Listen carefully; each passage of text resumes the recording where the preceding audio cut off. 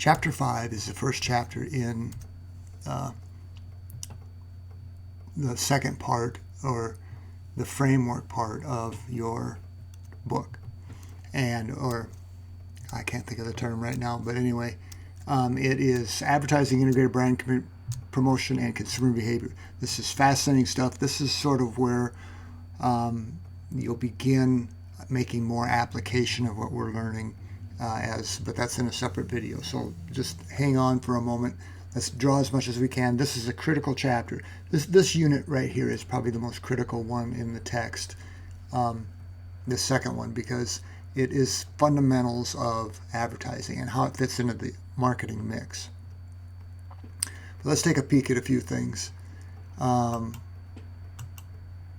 Consumer behavior is the first part about this, and consumer behavior in relationship to packaged goods, self-transformative products, consumers use them to transform the image of themselves, mind share brands, pull up memory. Consumer behavior is a study of decision making, how consumers make the choice that they make. And it's a desire of marketers and advertisers specifically to inform that behavior, or instruct that behavior, or interest that behavior. And so it has to do with, and they call it problem solving, it has to do with injecting themselves in the markets, or the target market. Whenever I say market, I mean target market, who we're selling to. We're probably not selling to everybody, but who specifically we identified as our archetype, our target market in all its glory. The better we know that target market, the more we can tailor the offer to entice that target market or sell to them. So the consumer is a decision maker. That's why they try to influence you. Remember, inform, persuade, those two big things, and who's our target market. And then what do we need to tell them? What are they going to respond to? What do they value? How do they go about making a decision to buy? And in this particular instance that they're talking about here is with packaged goods, it's sort of like razor blades, or soap, or pretty much anything. I mean, there's so much out there. I mean, just walk through a grocery store sometime and look at all the different types of laundry detergent there are. Look at just Tide, one brand, and how many variations there are. They've been tailored for specific target markets who value certain things. So it's critical that you really make a study of this chapter in order to understand how to make application and make decisions in an advertising sense. So here we are. So we did part 1, the first 4 chapters. Now we have chapters 5, 6, 7, and 8. So the next 4 chapters.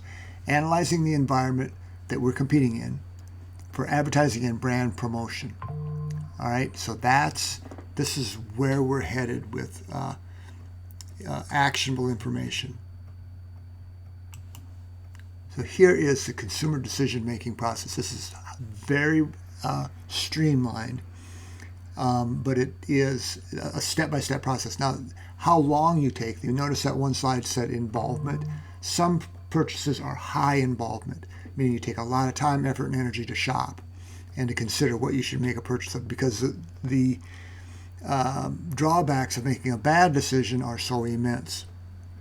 That's high involvement products. They tend to be things like a new home, a new car, investments, things you don't do very often, but yet are highly important that you make a good decision. Where you go to school, those types of things. Medical decisions and so on. So need recognition. When do you need something, or want? It may not be a strict need. It could just be you want it, and you've always wanted this pair of shoes. Well, now, or a certain kind of shoes, but you don't know which one to buy. Well, the information search and alternative evaluation, right there, that second step is where advertising is inserted, because we can't make a decision or consider your product unless we know about it. So the first step is we need to get noticed. You need to know it's out there before it can be considered in your purchase. So when you shop, you make comparisons. That's what alternative evaluation is. Well, what claim is this kind of soap making versus that kind of soap? Which one best matches my needs, wants, desires, willingness to pay, and so on? Then we have purchase decision, and then post-purchase use and evaluation. In the fourth part, did the promise we made in the advertising, the informing and the persuading, match the performance. That's where these things can fall apart quickly. Don't overpromise and underdeliver. Okay, but that's in a nutshell the consumer adoption process.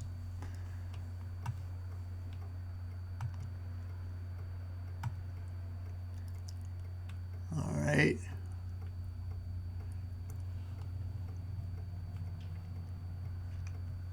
Let's look at a few other things. So the need state, and this takes, I'm not going to go through all of these, but this just gives you an idea when you read through this. This is a high level of psychological study, is to understand what makes you buy and what pushes you over the edge and what will hold you back. People perceive you had a need. I mean, sometimes you don't know you needed it. You didn't know you had a need for it until marketers uncovered it. Now, it's not that they created a need, but they certainly have identified certain things that we want, need, and desire to have. It's like that Maslow's hierarchy of needs, that pyramid that you've probably seen in another class or a marketing class. Okay, so you don't have it, you need it. Okay, that's that anxiety or discomfort. It's not a negative thing. It's, gee, I got to have that or I'm not going to be, why you need to buy a new suit of clothes for an interview or such. What's going to score that job for me? You're looking for an edge, that kind of thing. So advertising activates needs that motivate consumers to buy the service or a product. Product and service, same thing. A product is a physical, tangible thing. A service is something you can't store, but you need to experience it. You can't evaluate it until after the fact. That's a key thing you got to remember.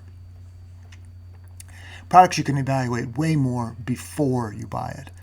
So that's, test drives of cars, trying on clothes, trying on shoes. That's the difference, but they're still products. They're both products. But those are key differences between the two. So as you read through this, that will become more apparent. So here's the consumer decision-making process. The goal must be to create satisfied and ultimately loyal customers. If we can get people to choose us again and again and again, that becomes the desired state. Even if the price is high, you will request it because you demand that product. You don't mind paying for if you get what you really want. So you can charge more if you deliver more, if you deliver as promised. So involvement, that's what I was trying to talk about. Low versus high, just as extremes. Low involvement would be you go to a store and reflexively buy Coca-Cola or Pepsi-Cola or whatever it might be, or certain brands of gasoline or certain gases. You do it because you do it often, and it doesn't have a high, you don't need to shop a lot. You just know what you want. You always get the same one, the same razor blades or same dishwasher soap or whatever it might be. So lower experience, high and low involvement. There's a contrasting. Okay. Your ultimate goal is loyalty. If you can, purchase is the first step. If you can get a target market loyal to you, will they accept no substitute? That's where you're going to start making money, because they're going to get repeat purchases, and people are going to be, much more entitled to or inclined to buy you again and again and again. But it's performance based. Variety seeking and versus habit. Okay, it's another way to look at this. During the week, on the weekend. Okay, habit, variety seeking. Sometimes you just switch for the sake of switching. What kind of buyers are you selling to? Well, it depends. It depends how you're making the pitch or the offer to them, or describing yourself. Okay. So you read through the consumer behavior. So the next topic, consumer behavior as a social being. How you tend. I'll give you the end of the story. You tend to purchase those things that make you feel good about yourself. Okay, no matter what.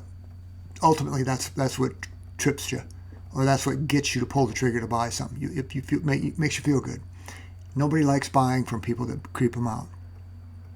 That's why that attitude and meaning is the focus of a lot of social advertising.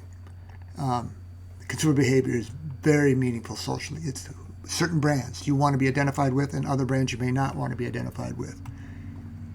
It's highly variable. And culture plays a big part about this. Let me just show you this, or how you grew up. So here's how culture and strategy shape branding. This is a little hard to read, but you can read it in, when you go through the chapter. These things point and they identify with the groups of people that they target. It's not by accident, it's on purpose. Certain brands are seen as more trendy or more hip or more stylish versus other ones. And that's why marketers, there's things called perceptual maps, which this is sort of a perceptual map, how different products within a category are seen, or how they're positioned in the target's mind. Positioning is a critical thing to understand too. You're trying to position a product, we're trying to position it in the target market's mind relative to other brands that they're offering. So Tide versus Gain soap, let's say. How is Tide positioned, or the different kinds of Tide? Okay, there's so many different kinds of soap, it's ridiculous. Or toothpaste. How is it positioned? How do they attempt to? Is it premium? Is it middle of the road just by pricing? Or is it entry level? Cheap as it can get? Or is it very, very expensive? Well, the bigger the promise, or the position to appeal to certain consumers income-wise and things like that becomes very powerful. Culture plays a big role in this. How ads transmit meaning. Well, ads are just that. I'll just go through this quickly. Ads rely on cultural codes that audiences recognize to understand the message. If you see an ad and you go, I don't quite get it, it's probably not intended for you. Okay? There's context to these things. Certain things, like I said, are seen as more trendy or more stylish or more fashionable than others. But you got to be in the know, kind of. It's kind of creating